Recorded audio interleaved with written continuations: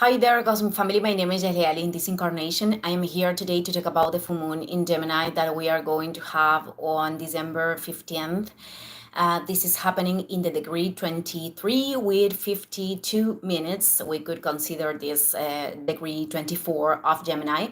So people that have planets in the last degrees, in the last 10 degrees of the mutable signs, Sagittarius, Pisces, I'm mixing the languages, Gemini and Virgo, well, they are going to have probably a more powerful impact by this full moon, but we are all going to feel it. We all have these signs in some area of our natal chart.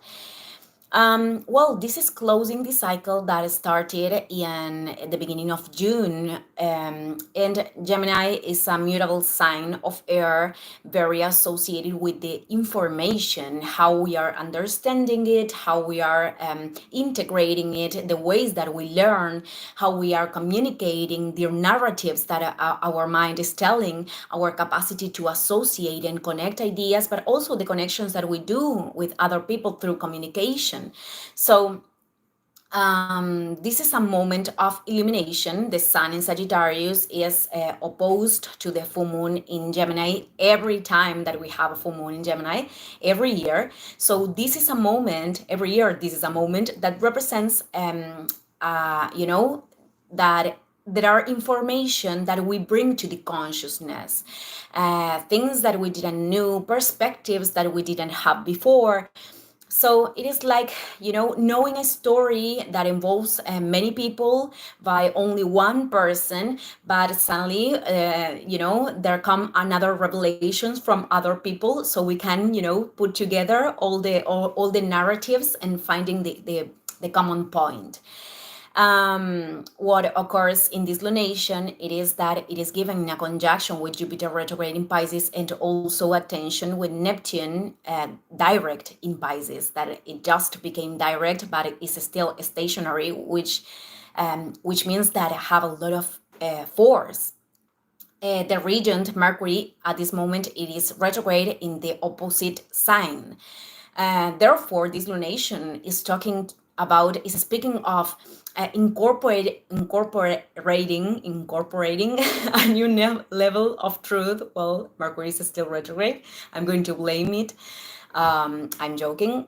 So this is about integrating a new level of truth, a more amplified vision of our lives or reality, to culminate this cycle and assuming decisions from the heart, because Mercury is making a trine, which is a harmonic aspect with Mars retrograde in Leo, and these situations are all responding to past experiences or paths that we have been sustaining until this point, because of the retrogradation of many planets. So even Mercury is awakening this day.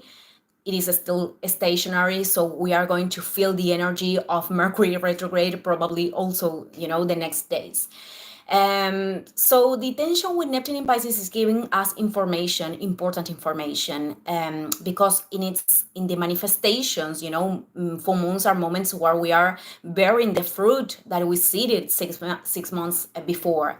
So the tensions with Neptune has many expressions. On one side, this could be linked with, our intuition telling something, communicating something to us a long time ago. And because of narratives of the mind, we've been like procrastinating something, communicating, transmitting a truth, assuming a decision. These resistances could emerge because of the fear of that decision, to focus in things that are not, because of we are focusing in things that aren't part of the primary sense of our path, as a way of running from reality. These are expressions of the tensions with Neptune, because they are always inviting us to make a labor or to understand that there is an imbalance. So the shadow of the energy of Gemini is like talking about others, like gossiping, approaching with curiosity information, or experiences about other people, but from a place that is not contributing with our growth, because many times we could approach that from a place that it is really about learning something. But well, it could also, other shadows could be linked with opening a lot of options, paths, experiences at the same time, and in the end, not taking a concrete action into anything. Indecisiveness as a way of avoiding facing what needs to be faced. So escapism is a shadow of Neptune, adapting to spaces where there is no clarity, chaos, confusion as a way of escapism. And other way that Neptune has in its shadow, it is about, telling oneself a story about reality or people that actually it is not aligned with what reality is, with the facts.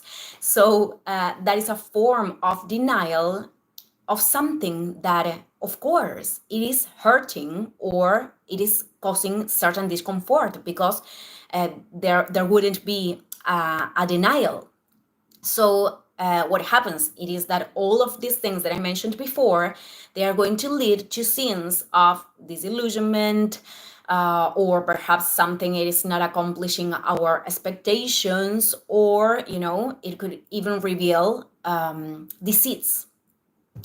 And the more the situations on the outside are impacting us in an emotional way, uh, more relation that has with things that we had resistance to see. And it is very common with these squares with Neptune. I always mention this just to give the warning. These topics linked with the scams and these kind of things, because the challenging here is to align our mind with our intuition. The intuition doesn't fail ever. What does fail is our mind, that is falling in interpretations of the information that was preconceived. I don't know if I expressed that correctly. That was already acquired. So what this energy is calling is to understand that the manifestations on the outside are actually helping us to reveal something that was important to see, and that unconsciously there was a resistance to do it in some level. Now, the conjunction with Jupiter retrograde in Gemini, that is approaching to perfect the second square with Saturn in Pisces, that occurs on December 24th, but we are already feeling this. The last one was on August 19th. This conjunction means that if we really are doing the practice of seeing which is our part of the responsibility manifestations, whatever thing we are going through, which is not assuming the burden of everything and everyone, of course, it is only about assuming our part.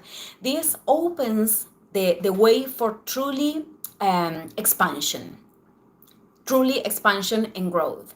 And so whether this is because we need to rebalance expectation and reality, maybe we are having a manifestation of something in which we have put energy, but not in the desired level because the expectations were too much.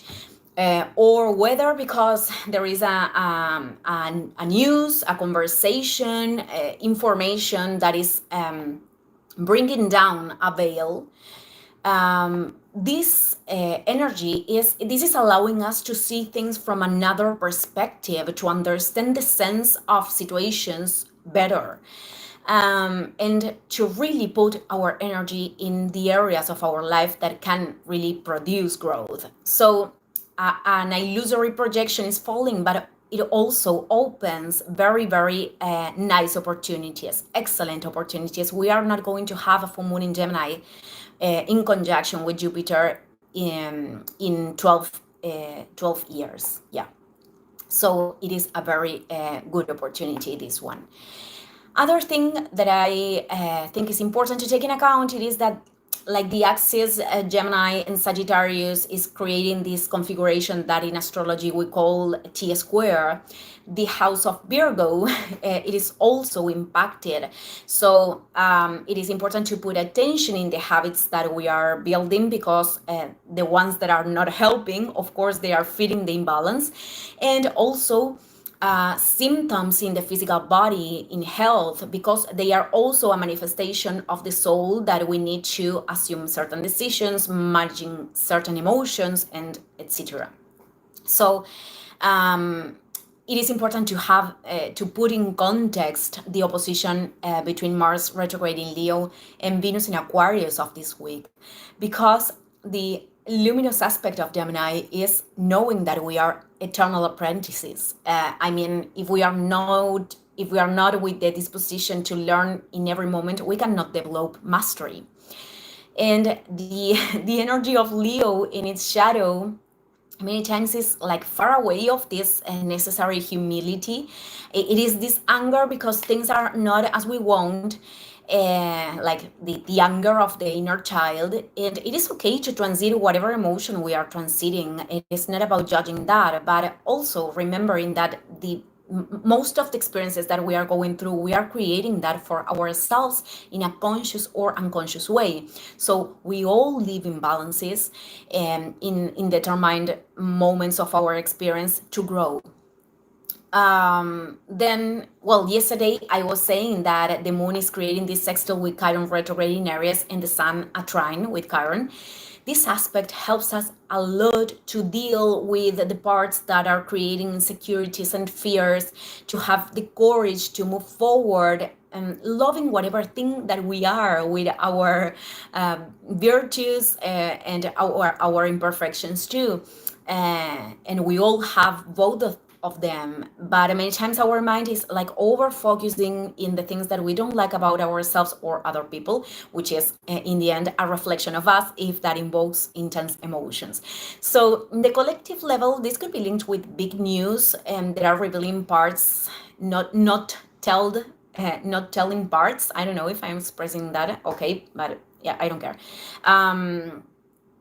So this is about big news that are telling parts that weren't told before of a story, and that are going to lead us to question our structures of thought, our beliefs. This could be linked with the justice system because of Jupiter, but also I think that topics linked with the educational system can also be, moved, precisely because there are a lot of aspects that we cannot deny anymore of all the systems actually. But anyways, from 2025, we are going to start to see changes, real changes, greater ones in this area, because Uranus is going to make its first entrance.